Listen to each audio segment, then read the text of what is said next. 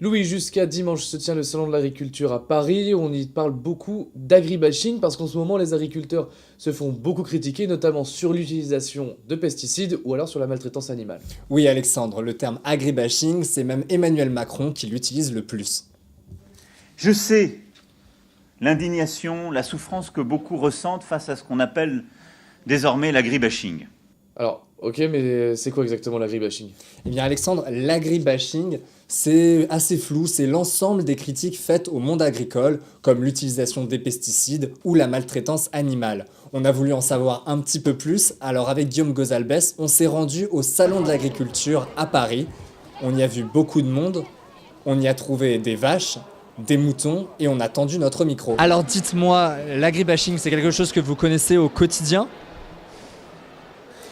Plus sérieusement, on a demandé aux principaux concernés, les agriculteurs, ce qu'ils pensaient de ce terme agribashing. Voilà leur réponse. Qu'est-ce que ça vous évoque, le terme agribashing? Un cricot? Agribashing. Je sais pas ce que c'est ça. Rien du tout. Vous l'avez jamais entendu? Non. Agri? Agribashing. Oui, ça me dit rien du tout. Bon, on n'est pas les seuls à ne pas connaître ce mot. Pourtant, le terme agribashing est bien mis en avant au stand du ministère de l'Agriculture. Alors, est-ce que ce serait pas juste de la com? C'est ce qu'on a demandé au ministre de l'Agriculture, Didier Guillaume. Il était présent pour parler jeunesse et monde agricole. Aujourd'hui, il y a une vision globale qui montre que le food bashing et l'agribashing sont dans la société, qui viennent d'un peu de partout et qu'il faut positiver les choses. C'est pour ça que nous avons fait un hashtag Positive Agriculture pour faire en sorte justement qu'on positive l'agriculture. On lance cette grande campagne digitale de communication sur les métiers de l'agriculture. C'est quelque chose de formidable.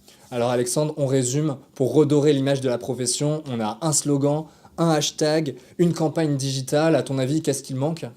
Allez, au hasard, je dirais un youtubeur.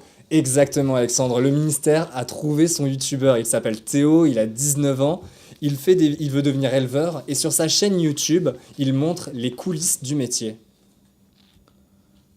Salut à tous, aujourd'hui on se retrouve pour l'ensilage.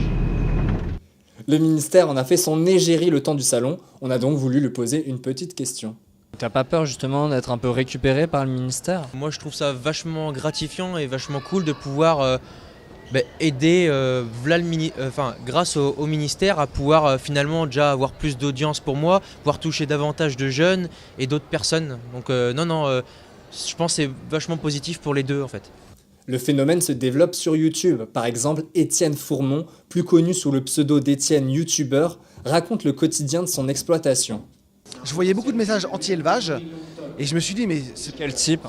le type classique, éleveur de lait, assassin, violeur de vaches laitières. Et je me suis dit mais c'est pas possible de lire ça, c'est complètement faux.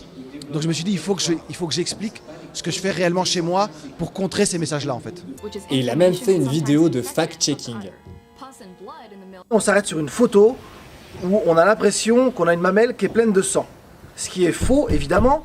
Mais ça marche vraiment ces vidéos YouTube? Eh bien oui Alexandre, Étienne YouTuber compte jusqu'à 43 000 vues sur certaines de ses vidéos et d'autres YouTubeurs agricoles comptent jusqu'à 1,5 million d'abonnés. Merci beaucoup Louis.